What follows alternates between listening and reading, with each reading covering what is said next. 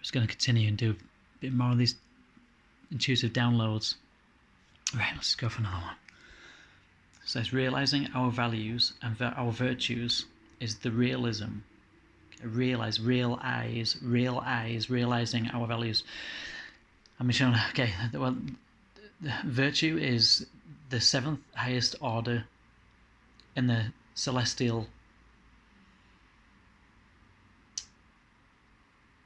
hierarchy. So it's a virtue is incredibly important, and 7 is also is the number for completion. So once you've reached this 7th layer or level in the celestial hierarchy of virtue of hierarchies, the virtue is once you become truly virtuous, that's your completion of the physical realm. The physical realm being up to 7th and then 7th density. 7th density is the completion of the physical realm before you go completely into the celestial. So it's the 7th highest honor or degree to attain in spiritual mastery. To realize, to reanalyze, to re-know, to re-see our values and our virtues is the realism. Virtue is not just honor. Virtue is not just the highest moral honor or the highest moral order that one can attain in the physical realm. Virtue is more than that. Virtue is huge amounts of respect for self and other selves. Virtue is doing something that you know to be true, that you know to be right, no matter how difficult it is, with absolute honor and absolute, but with privilege, but with gratitude. Doing it not because you feel like you have to do it, not because it's part of your construct, your social constructs, and your overlords' control, or not because it's something false, not because it's something to be attained to show off, to just, oh, look at me, I'm virtuous. It's not that. That is not virtue. See, lots of there's deeper spiritual meanings to certain words, and virtue is one of them. To be virtuous is to do the right thing no matter what any law or anybody or anyone thinks, no matter what any societal construct deems right or wrong. To be virtuous is to go out of your way, maybe even put your life on the line or your freedom on the line, to do something that you know in your innermost heart to be true, to be real to you. This is the realism to your soul, realism for your soul self. To be virtuous is to be courageous, but to be virtuous is also to be brave. To be virtuous is to know that you are doing your ultimate mission in life, no matter what the consequences in the outer expression.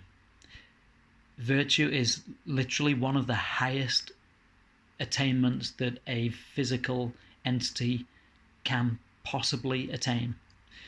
So to realize your values is to realize your virtues, to realize your value, and to realize your mission in life, and to go ahead with that mission no matter what anybody thinks. Not giving a shit, not doing it anyway. Doing it anyway because you know in your innermost heart, in the innermost seed of your heart, the sanctum of your heart, and to know that in that innermost heart, you know that this is right. And also, I'm being shown solar plexus, your solar plexus.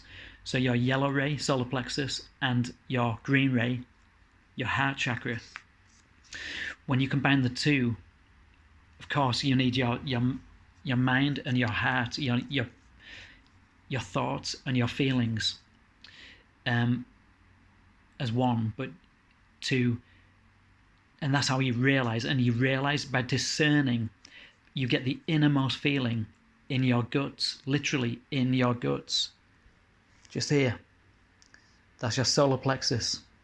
And of course, it emanates round this point. And it's the yellow ray.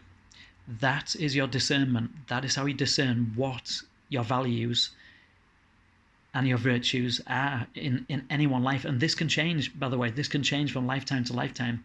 This, in any incarnation, this can change. This can be different. And your virtue in one lifetime could be making peace, but your virtue in another lifetime could be having to go to war, even though that's the last thing on earth that you wanted to do.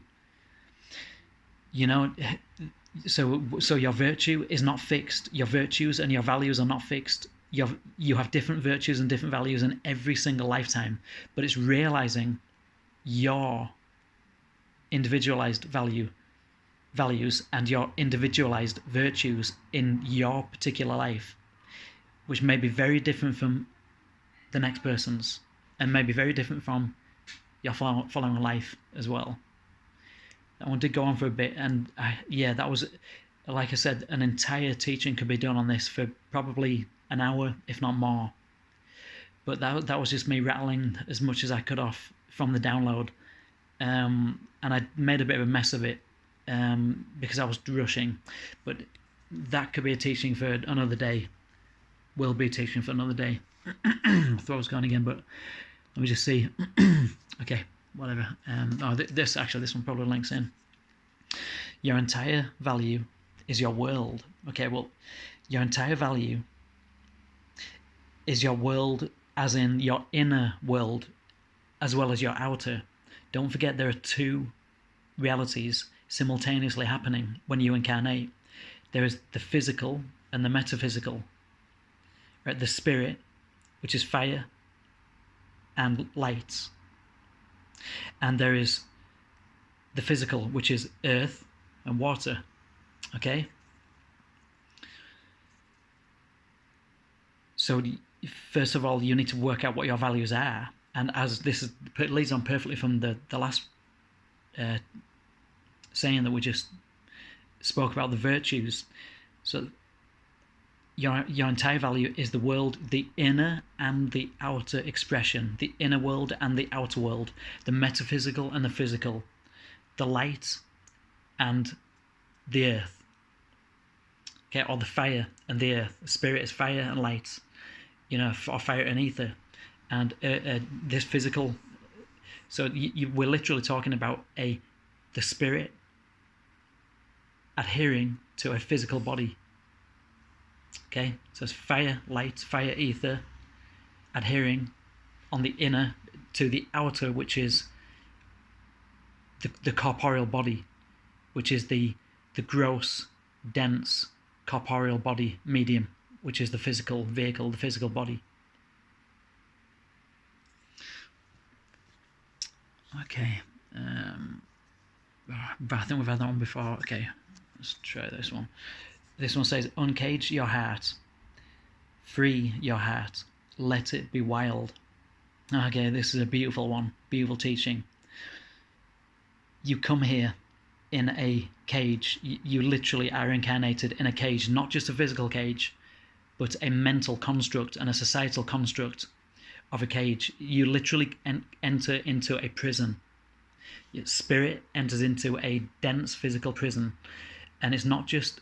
So first of all, you need to know how to uncage your heart, how to free your heart, because many come with many grow up, and after the childhood and after school and after all the brainwashing and education that you go through, the societal programming, the government programming, the educational programming, the spiritual programming, religion, you are literally by that time brainwashed, bamboozled, and in a cage. You're in a prison, a mental, an emotional, and societal prison.